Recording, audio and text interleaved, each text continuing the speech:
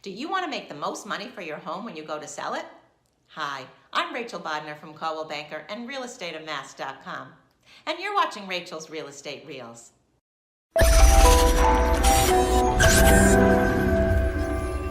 To give you a few tips and tricks on increasing the value of your home.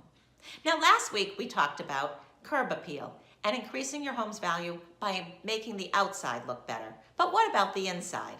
Once your exterior looks good, it's time to focus on the kitchen and baths. When these rooms are outdated, it can really prevent you from achieving your home's best potential. Now, if you already have granite countertops, you may want to consider painting out your cabinets and adding new hardware. This can give you an entirely new look. Also, replacing your old, outdated appliances with stainless steel appliances can really help. According to the 2018 census of cost versus value, a minor kitchen remodel can increase your return on investment by 81%.